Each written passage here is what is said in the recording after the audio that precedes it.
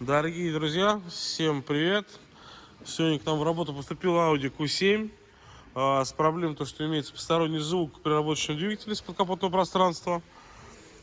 Соответственно, машину мы с удовольствием приняли, сделали диагностику уже, обнаружили, что у нас звук шел из-под выпускного коллектора, то есть и плюс еще шум шел от форсунок, то есть шум был такой, знаете, как чихающий такой.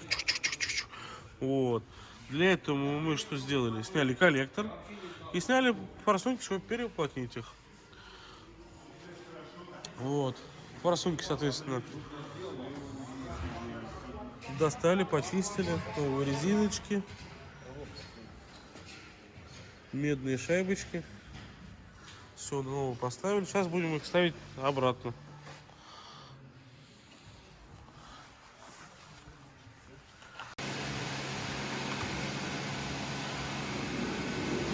Так, на данный момент мы сейчас переуплотнили форсунки.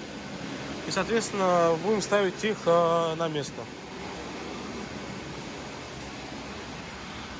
Посадочные места вот у нас тут находится.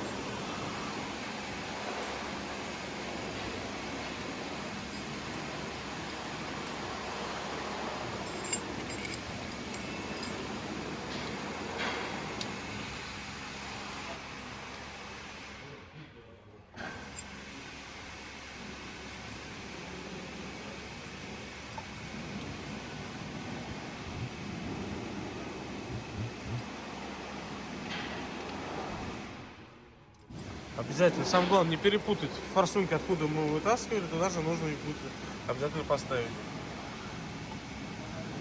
А то, если перепутать, это очень будет плохо. Соответственно, двигатель может стать работать неравномерно.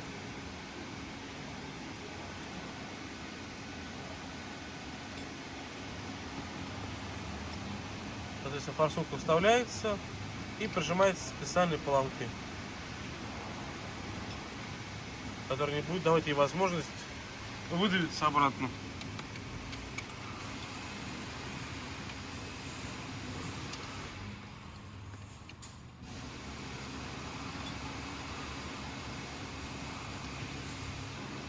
На данном двигателе уже по левой стороне форсунки мы уже месяц назад переуплотняли. Также клиент приехал к нам с жалобой, то, что был посторонний звук в виде чихания. Это у нас пробивались пары из-за давления, то, что прокладочки уже заносились и форсунки пропускали. Из-за этого происходил звук. Вот. И сейчас вот через месяц начались такие же симптомы по правой стороне. Но повторюсь, здесь на первый взгляд форсунки были все сухие. Вот. Но, соответственно, у нас, что мы заметили, это у нас коллектор выпускной подсекал. Вот. На коллекторе сейчас прокладку тоже будем менять. И решили сразу, как вот доступ у нас появился к форсункам, решили сразу сейчас, соответственно, переуплотнить форсунки. Коль здесь делаем ремонт по одной стороне, чтобы данный вопрос закрыть и больше к нему не приступать, как говорится. Ну вот. Соответственно, форсунку поставили. Все, она защелкнулась. И теперь будем прикручивать двумя гаечками прижимную пластину, которая будет ее держать.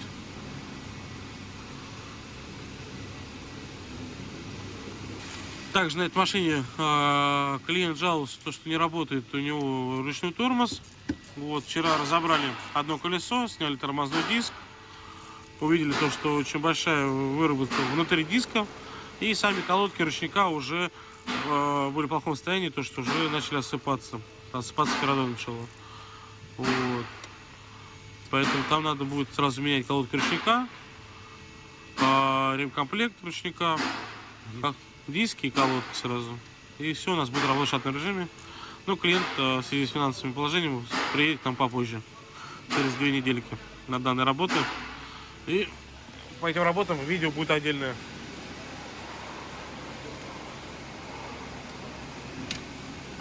Все, одну форсунку поставили. Сейчас будем ставить вторую. Аккуратно поставляем, чтобы медная шайбочка у нас не упала.